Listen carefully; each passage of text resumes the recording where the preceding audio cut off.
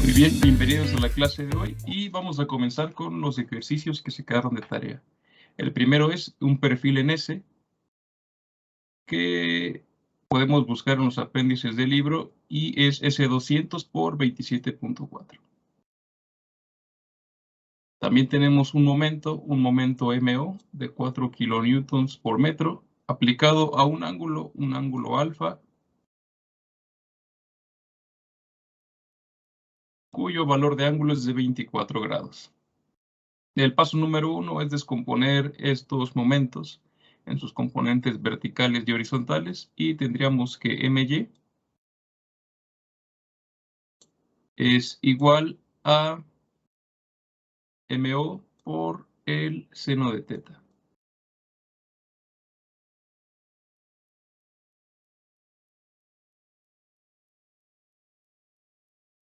Además, MNX es MO por el coseno de teta.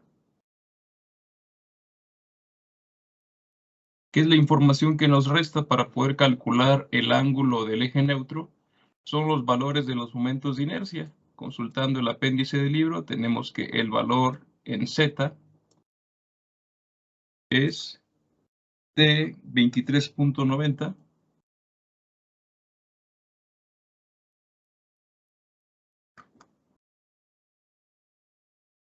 por 10 a la 6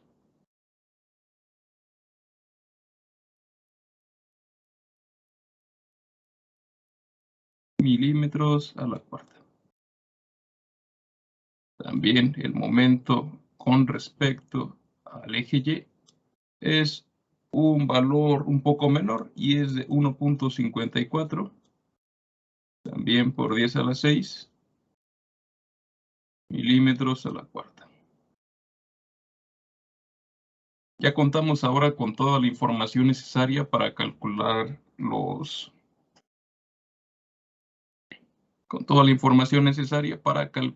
el ángulo del eje neutro y tenemos la ecuación.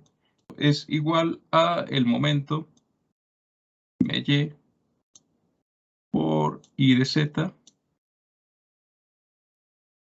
y dividido sobre MZ por I de Y.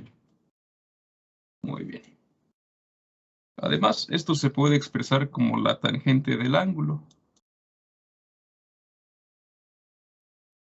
Y siguiendo la notación, tenemos que la distancia vertical en Y es con un valor negativo y la distancia sobre el plano cartesiano que estamos considerando para Z es un valor positivo. Por lo tanto, sustituyendo estas dos ecuaciones, tendríamos que MO menos el seno del ángulo teta por el IZ y dividido entre el momento en O por el coseno del ángulo teta multiplicado por I de Y. Por lo tanto, beta sería igual a la arcotangente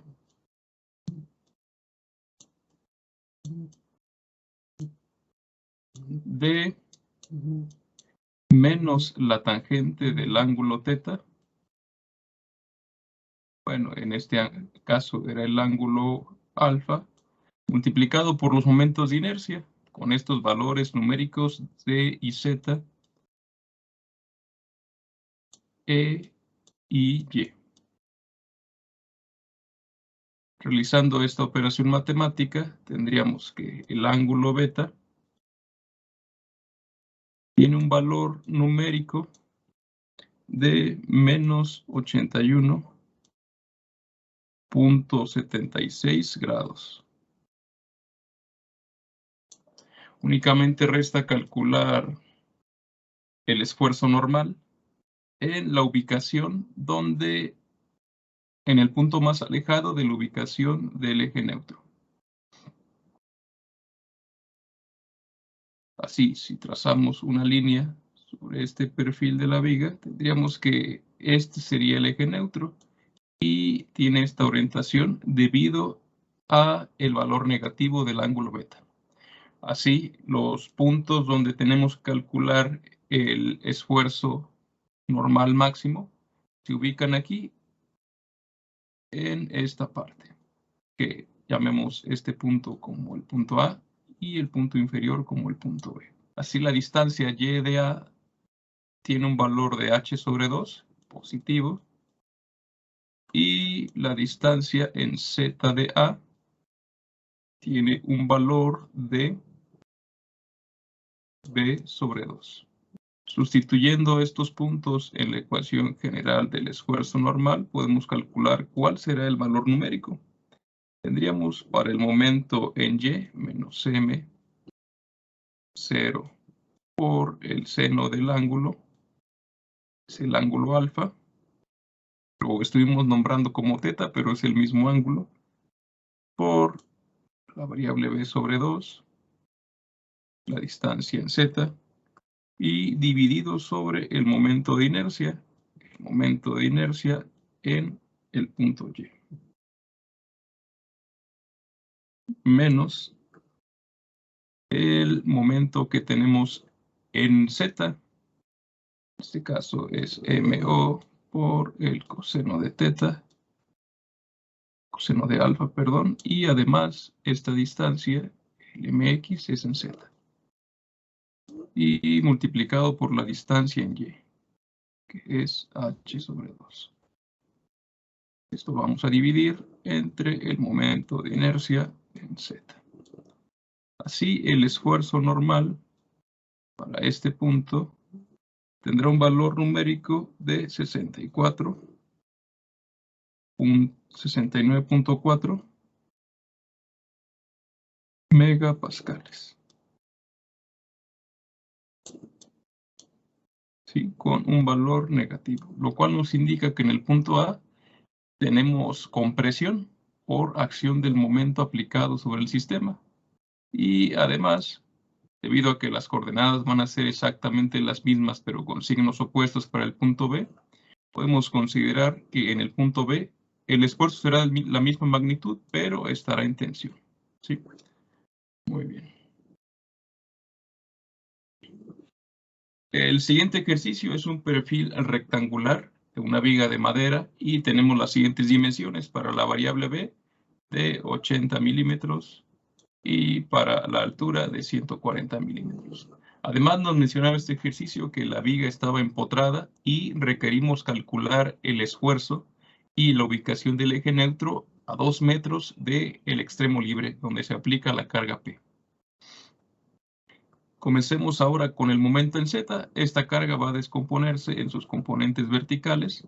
De la forma horizontal sería P coseno del ángulo alfa para el eje Z y en Y sería P por el seno del ángulo alfa.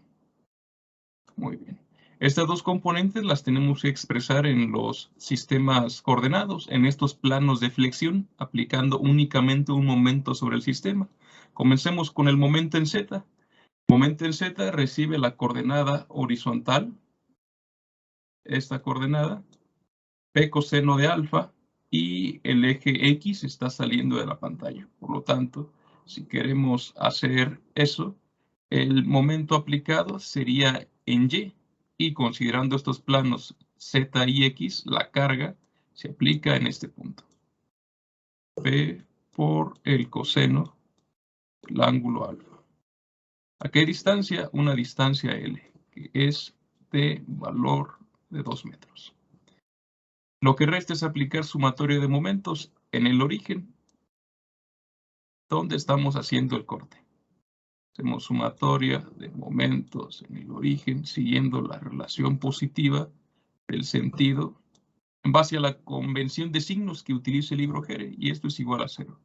Digamos que el momento en Y es igual a MY más P coseno del ángulo alfa y multiplicado por la distancia L igual a 0. Lo que resta es MY es igual a menos P coseno de alfa multiplicado por la distancia en L. Ahora vamos a aplicar el momento sobre el plano de flexión en Y y en X. Y la componente que se aplica en este plano es esta, P seno de alfa, también hacia abajo. Y en este punto, P seno de alfa y por el brazo de palanca en L. Bien, requerimos hacer sumatoria de momentos en el origen igual a 0. Y en los momentos, pues sería en Z y el momento anterior fue en Y. Considerando también los momentos positivos en base a esta dirección, tendríamos que MZ menos P por el seno del ángulo alfa multiplicado por L es igual a 0. Así, el momento en Z, que era el restante, tiene un valor de P por el seno del ángulo alfa multiplicado por la longitud L. Ya conocemos cuáles son estos puntos del momento. Lo que resta es conocer ahora los momentos de inercia y así podemos resolver completamente este sistema y calcular cuál es la ubicación y la orientación de este eje neutro.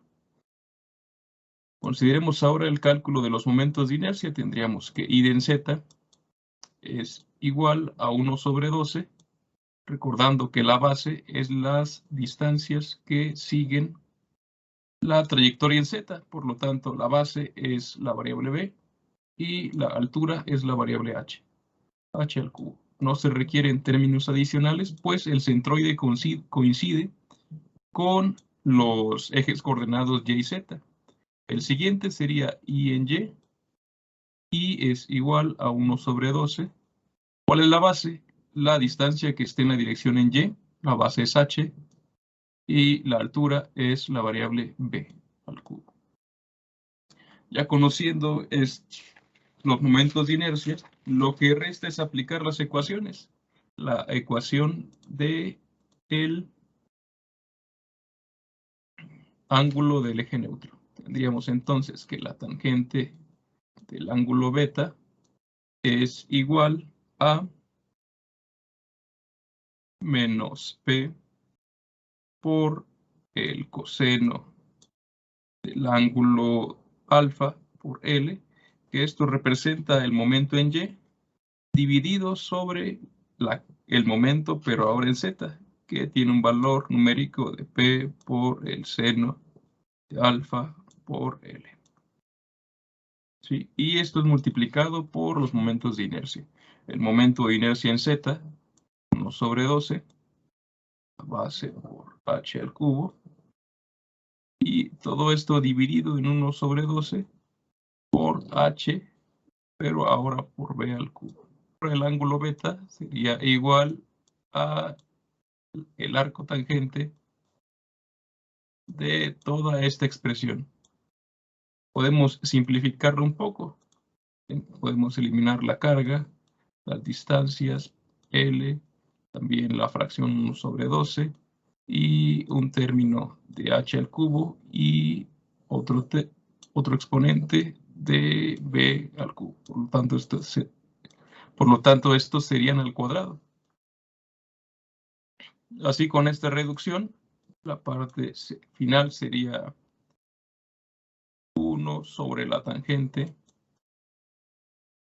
de alfa negativa por H al cuadrado sobre B al cuadrado.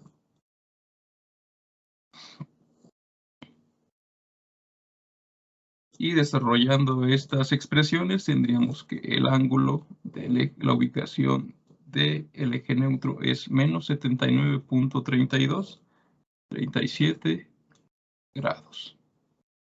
Muy bien.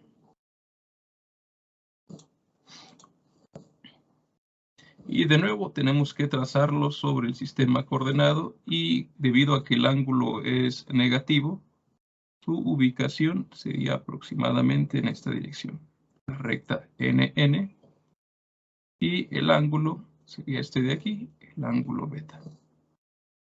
Conociendo ya la dirección del eje neutro, podemos seleccionar los puntos donde se considera el esfuerzo más alto. Serían estos dos valores. Y sus coordenadas. Por ejemplo, para llegar a este punto que denominemos como A, y el de abajo el punto B, tendríamos que recorrer h sobre 2, distancia en y en z, b sobre 2. Las dos distancias positivas.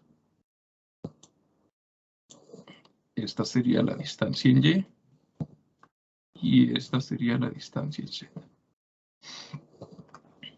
Únicamente resta aplicar la ecuación del esfuerzo normal y resolvemos este problema de forma sencilla.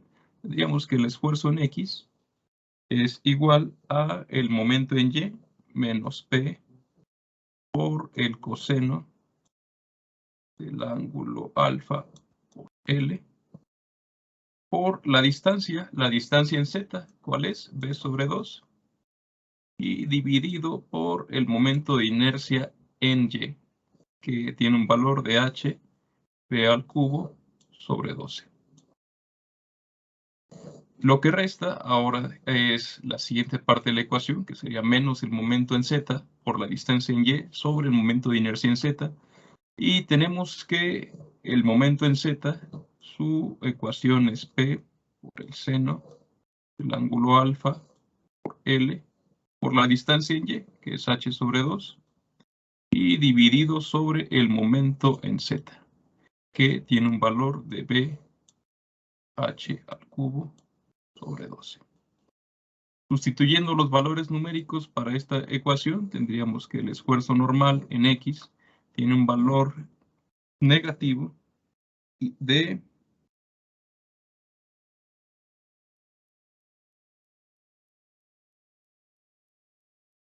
8.86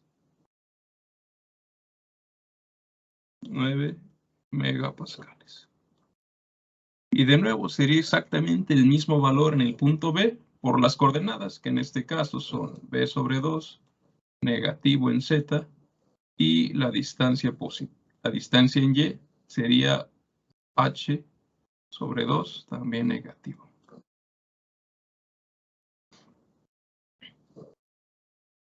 Por lo tanto, así podemos considerar que el esfuerzo normal, más o menos en el punto A y B, es de la misma magnitud, de 8.86, 9 megapascales.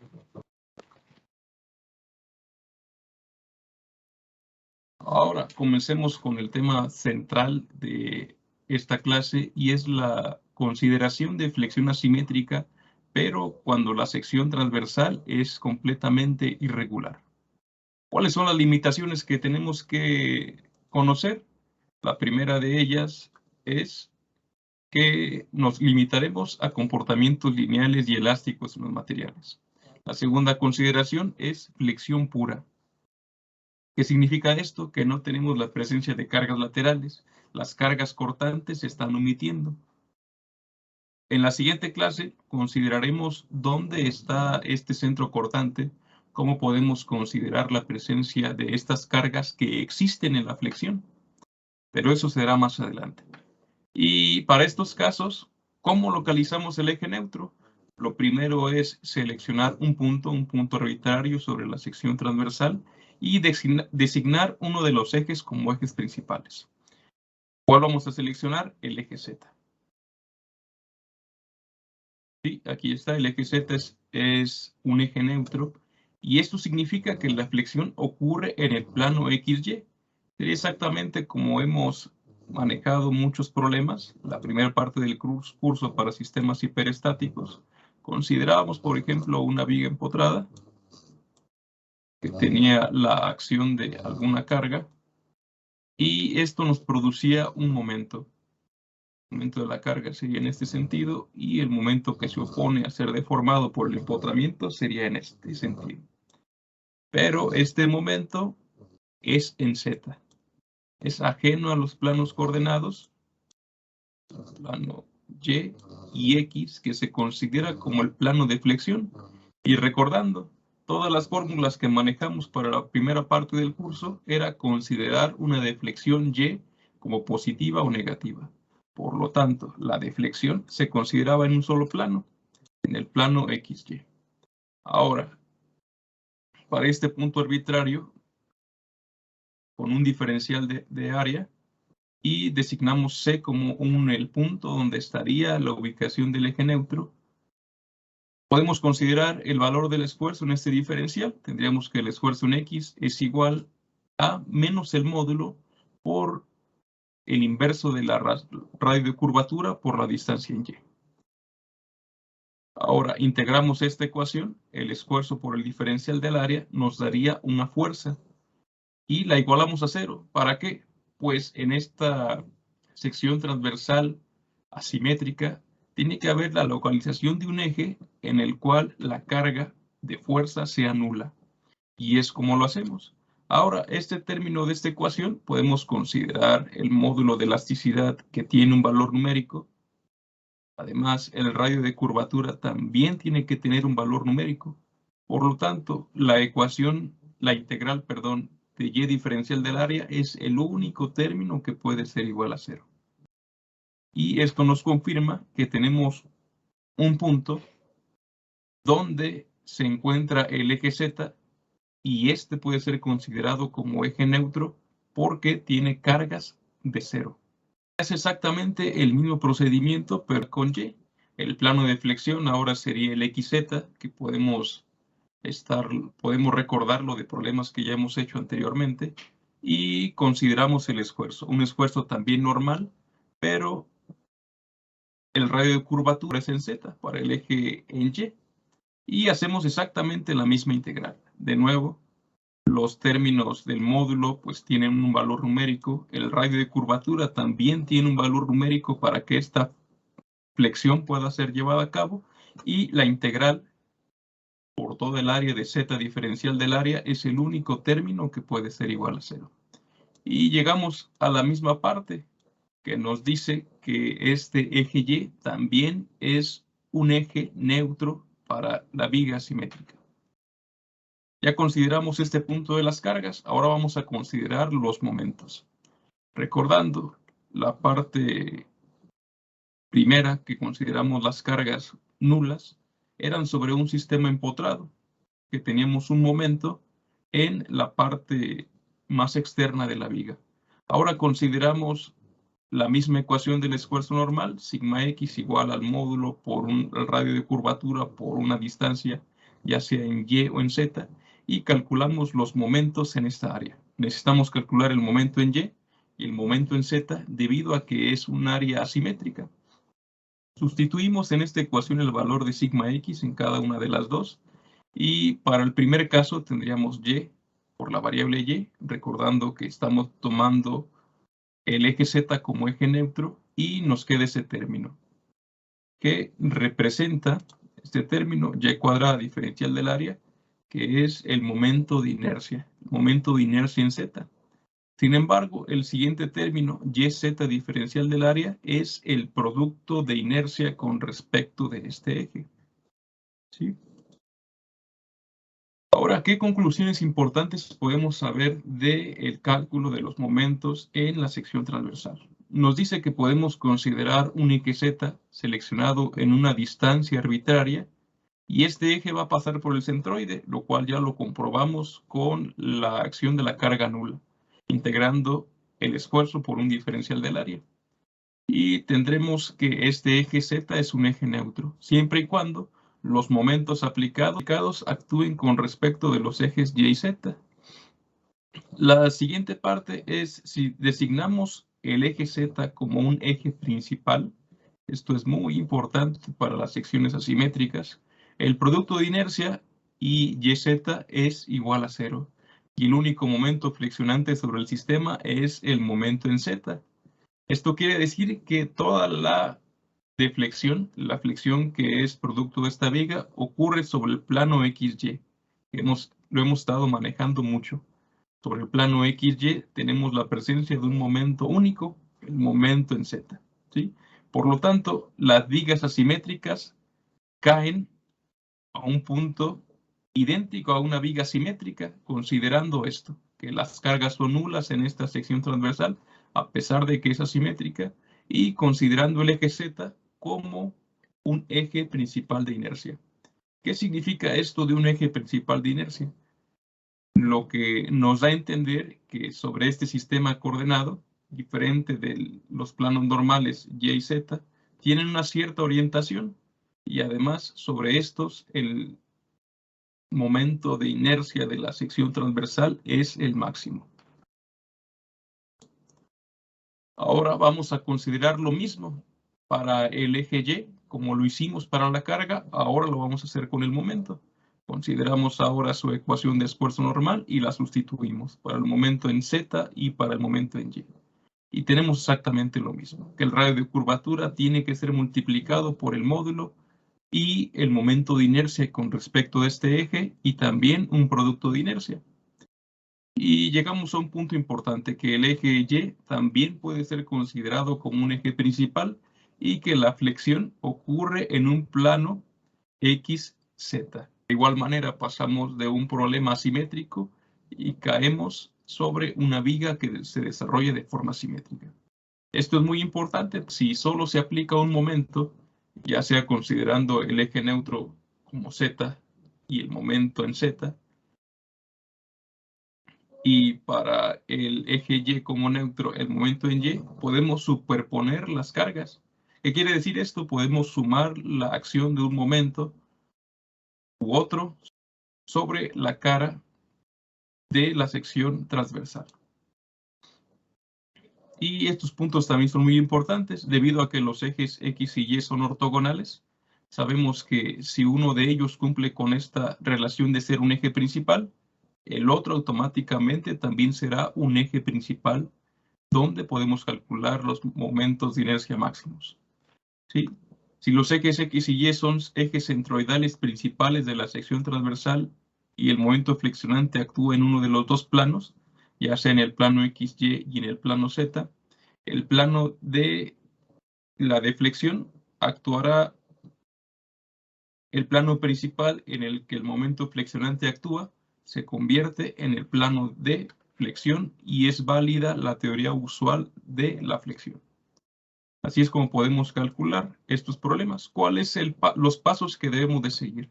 Primero es ubicar el centroide. ¿Cómo lo hacemos? Como hemos estado calculando todos los demás momentos de inercia, y es una y testada igual a la sumatoria de las áreas por su y testada individual medida sobre un nivel de referencia y dividida sobre la sumatoria de todas las áreas.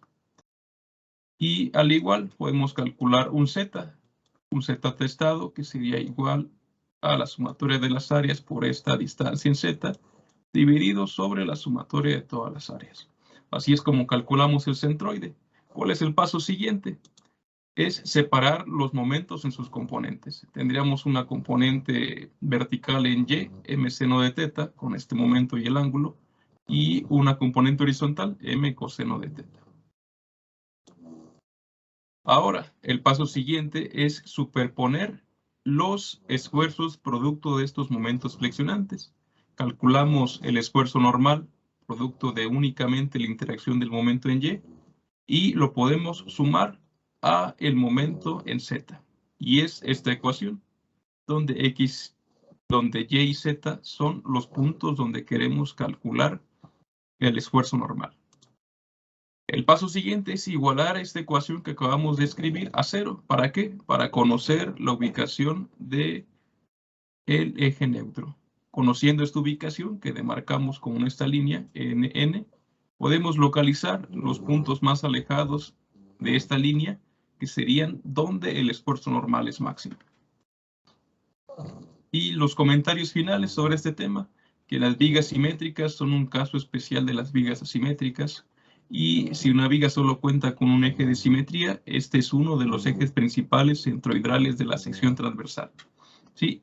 Y si este eje es un eje principal, el otro eje correspondiente también sería un eje principal. Por ejemplo, si tenemos una sección donde tiene un solo eje de simetría en Y, el Z también sería un eje principal, debido a la propiedad que comentamos hace un momento. Y este punto nos facilita mucho la solución de los problemas. Si una viga es doblemente simétrica, los ejes de simetría son ejes principales centroidales. Vamos a resolver este primer ejercicio, el ejercicio 6.5.3 del libro Hibbeler. Y tenemos este perfil, un perfil en L de 6 por 6 por 3 cuartos de pulgada. Ahora, ya establecimos cuál es la teoría que tenemos que utilizar para resolver estos problemas. Donde, para trabajar con vigas con sección transversal asimétrica, requerimos considerar la ubicación de los ejes principales de inercia y desde esos ejes calcular los momentos de inercia. Verificamos esta figura, el perfil en L. Tenemos los ejes 1 y 2. Estos dos ejes serían los ejes comunes que manejamos en todas las secciones transversales. Pero si revisamos con detenimiento las notas del apéndice F4, nos daremos cuenta que sí, el 1 y el 2 son ejes centroidales, pero no son los ejes principales de inercia, donde podemos calcular estos valores máximos. Y la nota final nos dice que los ejes 3 y 4 sí son los ejes principales. En estos tenemos que calcular cuál es el valor de la inercia para cada uno de los problemas. Así, si consideramos que el eje 4 y 3 forman 90 grados y el 1 y 2 también forman 90 grados, este ángulo, llamémoslo como θ, tendrá un valor de 45 grados. Sí. Así podemos descomponer este momento en sus componentes en Z, sería el 4,4 y el Y sería el 3,3.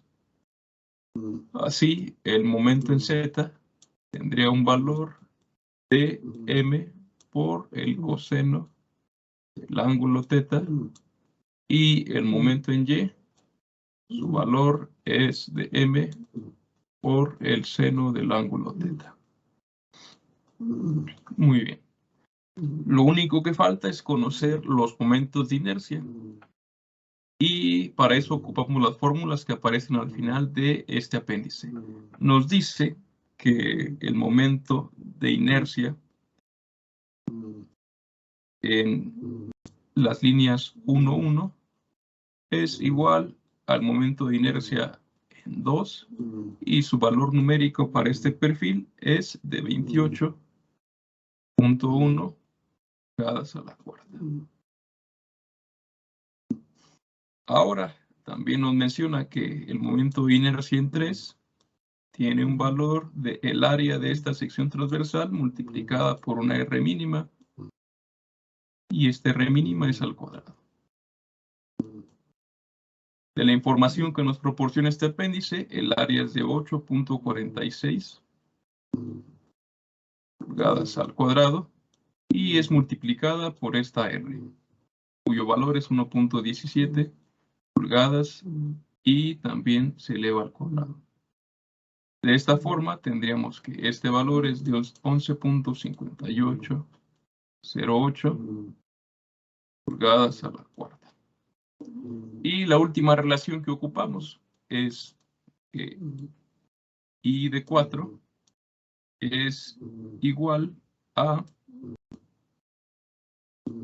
I de 1 más I de 2 menos I de 3. Esta ecuación la podemos encontrar en el apéndice y nos daría finalmente que I de 4 es un valor numérico de 44.6191 pulgadas a la cuarta.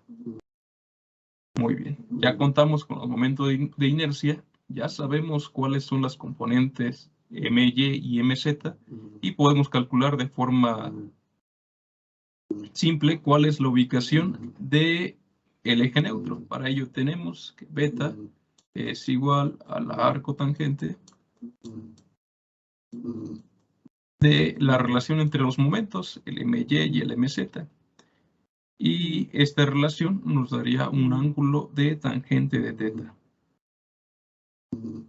Tendríamos que la tangente del ángulo teta multiplicado por los momentos de inercia en I de Y, en I de Z e I de Y, nos dará el valor de este ángulo beta. Sustituyendo cada uno de los valores numéricos, tendríamos que el ángulo sería 75.4481 grados positivos. Así, la ubicación de este eje neutro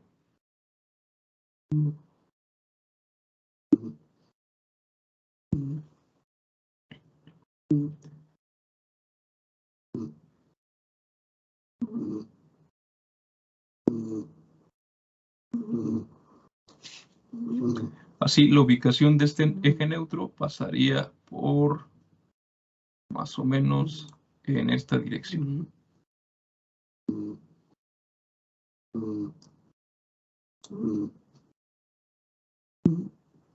Ups, no pasó por el centro. Y su ángulo es el que realmente nos importa. Es este ángulo en beta. Conociendo ya esta recta, la recta NN, podemos designar cuáles son los puntos donde queremos calcular los esfuerzos normales. Y serían estos puntos los más alejados. Sería el punto A. Acá tendríamos el punto B. Y en este punto sería el punto C. El A y el B pues tendrán las mismas coordenadas horizontales y verticales. Así, el A y el C son los puntos que nos interesan. Para calcular las distancias donde se encuentra el punto A y el punto C, podemos auxiliarnos del apéndice del libro, donde esta distancia, desde el extremo del perfil en L, C unidades, hasta el eje 2, 2, y también del eje 1, 1 hasta la parte inferior, también tenemos C unidades. Para el punto en C, vamos a tomar Y de C, es igual a esta distancia. Conocemos esta distancia vertical, que es la variable C. Y también conocemos este ángulo, el ángulo en teta. De aquí podemos hacer una relación trigonométrica con los senos. Y tendríamos que esta distancia, vamos a llamarla como L, tiene un valor de C sobre el seno del ángulo teta. Muy bien. Y el punto en Z, el valor en el ángulo Z está sobre la misma línea 4, 4 y el valor de Z es igual a 0. Muy bien. De esta forma ya podemos sustituir sobre la ecuación del esfuerzo normal y calcular cuál es este valor de sigma X.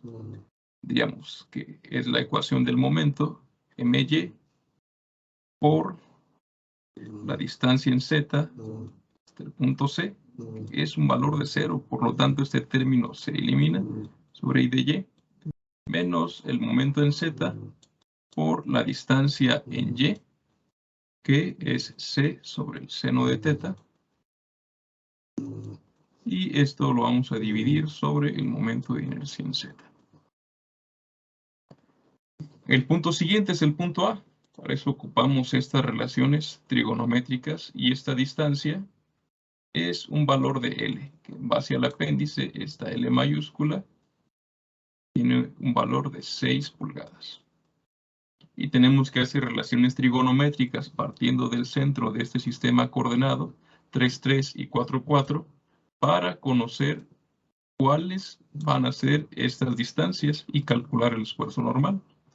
Así, la distancia vertical Y de A tendrá que ser esta distancia. Y conocemos el ángulo teta. Y así podemos relacionar cuál será el valor de este ángulo. Este ángulo también sería el ángulo teta, pues esta relación mide 90 grados. Y esta distancia horizontal tendría un valor numérico de L por el coseno del ángulo teta. Muy bien. Lo que resta es conocer ahora el punto Z de A, y para ello podemos calcular la distancia horizontal producto de esta L de 6 pulgadas, y tendríamos que es L por el seno de teta, pero además debemos restar esta contribución de este punto horizontal, que sería este valor de C, y lo restamos, así ya conocemos cuál es la distancia en Z a la cual podemos considerar. Sería menos C por el seno del ángulo teta. Vamos a cambiar de color para explicar más o menos en qué punto nos encontramos. De aquí conocemos que esta distancia es L por el seno de teta, y requerimos restar esta distancia de arriba con la cual relacionamos la variable C. ¿Para qué? Para conocer únicamente la distancia horizontal desde el eje 3,3 hasta el punto A, que es lo que estamos haciendo con restándole este valor, menos C sobre el seno de teta. Así escribimos ahora la ecuación del esfuerzo y podemos concluir con este problema. El esfuerzo normal, su valor sería también el momento en Y multiplicado por el seno de teta menos C por el seno de teta dividido sobre el momento de inercia en Y menos el momento en Z por la distancia en Y, el seno de teta, y esto lo vamos a dividir sobre I de Z. Lo único que resta es sustituir los valores numéricos y calcular los valores del esfuerzo normal, tanto en el punto A como en el punto C, que serían los máximos, las distancias máximas de separación desde el eje Y el eje Z, principales de inercia. El siguiente ejercicio es este canal. Es un ejercicio muy simple. También necesitamos consultar el apéndice del libro en los perfiles C 8 por 11.5 y consideramos este perfil. Leyendo las notas del libro nos dice que el eje en Z y el eje Y son los ejes principales. No ocupamos realizar los pasos adicionales que se hicieron en el problema anterior. Y únicamente buscamos el perfil y escribimos los momentos de inercia. Y de Z sería 32.5 pulgadas a la cuarta. Y de Y, su valor numérico es de 1.31 pulgadas a la cuarta. Ya tenemos también el valor del momento. Podemos calcular sus componentes verticales y horizontales. Y tendríamos que M de Y es igual a M por el seno del ángulo teta, y M de Z es igual a M por el coseno de este ángulo teta. ¿Qué es lo que resta? Aplicar las ecuaciones. Tendríamos la tangente de este ángulo beta es igual a IZ sobre I de Y esto multiplicado por la tangente del ángulo teta.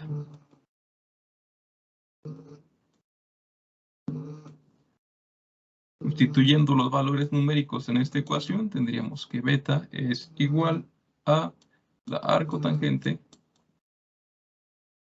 del valor de la tangente. Aquí nos daba que su valor es de 1 sobre 3.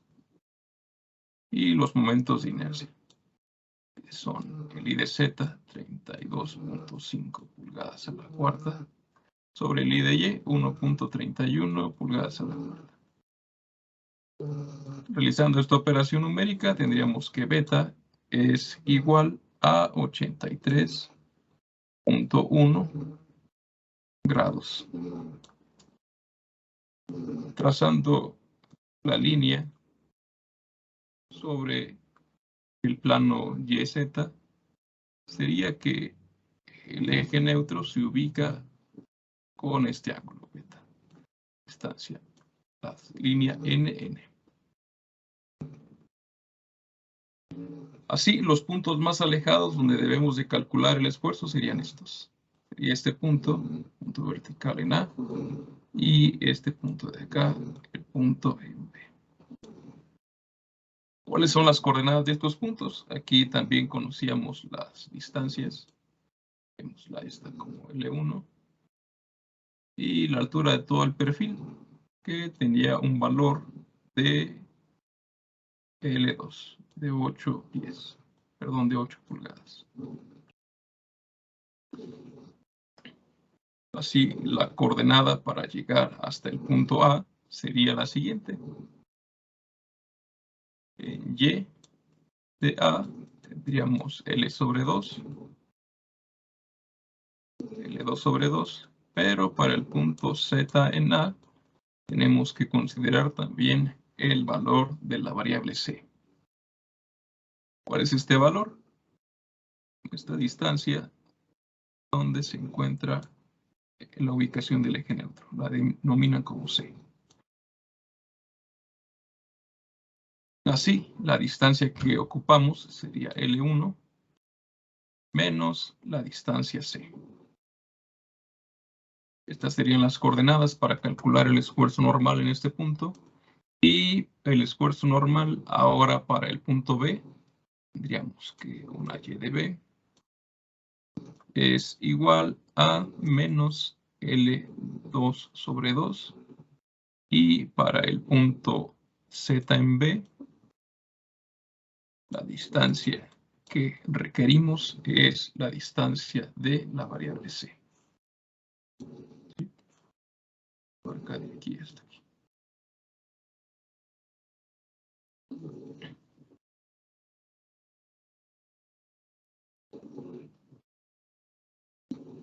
Finalmente debemos de sustituir cada uno de estos valores en la ecuación del esfuerzo normal, y podemos resolver estos problemas. Sería el momento en Y por la distancia en Z, cualquiera de la distancia en estos puntos, dividida sobre I de Y, menos el momento en Z por la distancia vertical en Y dividida sobre I de Z. Muy bien.